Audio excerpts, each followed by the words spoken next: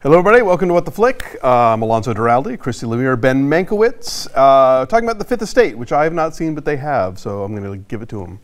The Fifth Estate is the story of WikiLeaks and WikiLeaks founder Julian Assange and Daniel Brühl. No, Brühl's, but what's the name? He also played Daniel. Daniel was also his name, the character's name. Daniel Berg. Berg, who co-founded, sort of. Didn't really co-found it, but helped in its critical phase of moving WikiLeaks forward.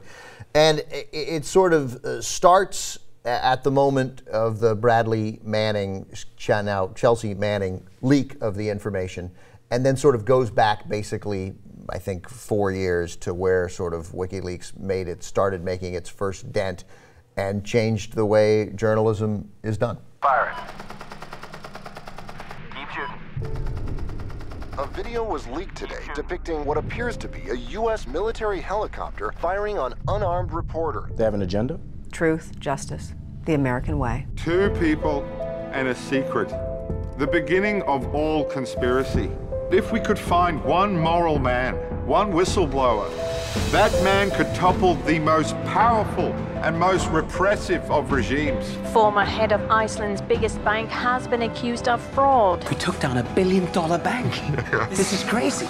The Guardian, New York Times, all standing alongside you. This is going to change everything. He's not a journalist. He's a threat to national security. Lives are at stake. What about the lives of the civilians in these conflicts? There's just you and your ego and the lies you tell to get whatever you want.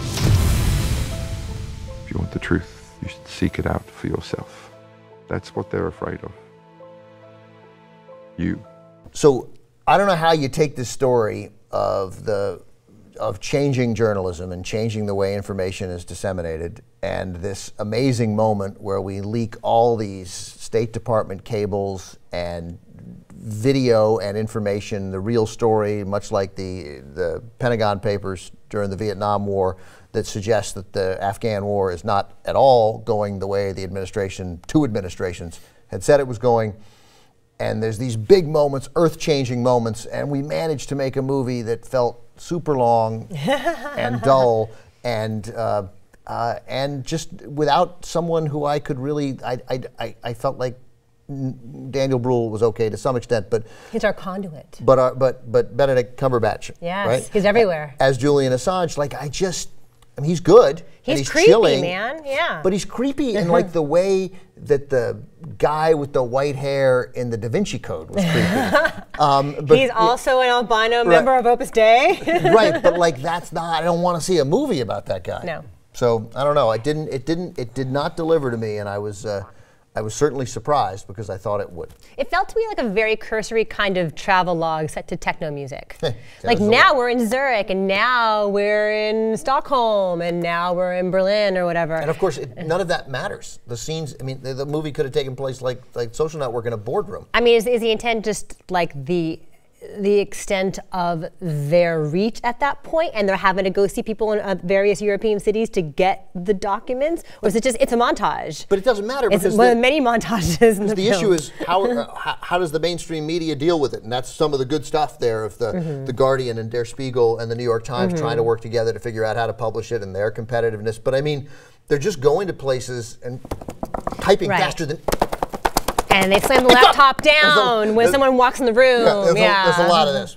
What? You know, so I don't know. It's just like, yeah, they shot it in a bunch of places, and they're in Stockholm, and they're in Brussels, and they're in Reykjavik, and who gives a shit? I just didn't. Sitting in front of their laptops. Right, sitting in front of their laptops. Right. Which is not an inherently cinematic thing. And then there are also these moments where they go into places where you don't think they've been before, yet they know their way around the buildings. Like they're always in these restaurants, and they go into the secret rooms where they can. Yeah. Got it. Government fell. Yeah. You know, there's a fair amount of. Who wants lunch? Yeah, right. There's a fair amount of that. I don't know. It didn't. It just there was no emotional connection with any character as good as Cumberbatch sort of is. Yeah. But it felt like at parts like a really well done Saturday Night Live portrayal of Assange. That's really funny because they also try to explain why he has this drive, right? Yeah, weekly. In like a really kind of facile pop psychology way about how he was forced to be a member of this cult growing up in Australia, and that is supposedly because there were all these secrets it has inspired him to expose everybody else's secrets, which just seems really overly simplistic to me. I don't know. And it's not. I don't care about him. Like, I don't but care. You're supposed to. Right, you're supposed he's to. The complex guy at the center. The issue is the thing. The issue is the leaks and whether publishing them is the right thing to do. And I, you know, and I of course basically think it is. I think all sane people believe to some extent that some of it obviously is good. We don't want. We have governments that now operate in enormous secrecy, and this has changed that, and that's good. But the interesting conversation becomes: do Cumberbatch's or Assange's belief that we publish everything unedited Redact and that's nothing. it, and sort of what I would say is some degree of sanity, where you look at it and go, okay, well, we don't want to get informants in Afghanistan killed, obviously. Some Afghan farmer who is providing information. Or if we could help it, and that became an interesting debate, because it's really a debate between, do we publish 96% of it or 100% of it? No one is sitting there saying we published 2% of it, and we give the government permission to redact what they see fit. Then there's a whole alternate storyline where we get Stanley Tucci and Anthony Mackie and Laura Linney as American State Department officials, sort of dealing with what the Bradley, now Chelsea Manning leaks meant. But that part I could follow and didn't really care. And there's one sort of side story about getting one of her sources out of Libya, and that's a potentially tense moment. But that just seemed to distract from a story that, admittedly, I wasn't that interested in the first place. Right. There's not enough Stanley Tucci, Laura Linney, Anthony Mackie, and we need that outside context to explain why these leaks matter and what is at stake and what kind of danger awaits people. It's more about Julian Assange and Daniel Berg, like, bar hopping through Europe. And it's their little internal kind of insular world as far as how they need each other and how Daniel Berg is discovering what a con artist Julian Assange actually is. And I think you need the outside world to show what ripples are occurring. We don't really know that until like the end. Finally, there's the title card at the end saying, da da da da da, this happened. And oh, by the way, he was accused of rape.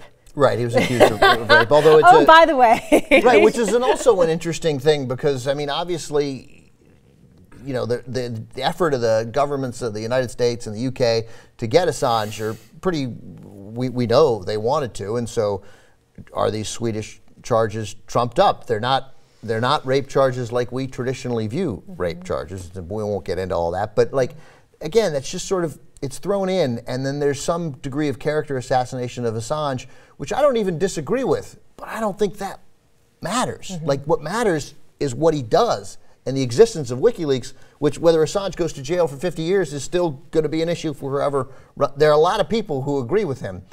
Whether he's the guy behind it or not strikes me as a little irrelevant. Oh, also, so Bill Condon directed this. Yeah, Bill Condon. And he tries to make the inherent boringness of sitting in front of your laptop more theatrical with these kind of dream sequences where Daniel Berg is envisioning it's almost like the Matrix, like a giant sea of office desks behind him and monitors and screens and whatever. And it's their effort to make this thing more visual and more theatrical. It feels really gimmicky to me. It feels super gimmicky, and then like when there's some dream-like effort to destroy it, you're like, he's smashing his computer and he's smashing which is like the lights. Right, which is like you're going through an office and flipping the desks. It's a metaphor. It's dumb. I didn't like it. You know, there are good performances in it. These are Brühl and Cumberbatch are good actors, and there's no Stanley Tucci, Laura Linney. Right. These are all good people, but it doesn't come together in a way that is interesting to me. I gave it a 4.5. I will say, I'm going to lower my score. I'm going to say 4.7. That's a 4.6. I can do that math quickly for the Fifth Estate. Okay, bye.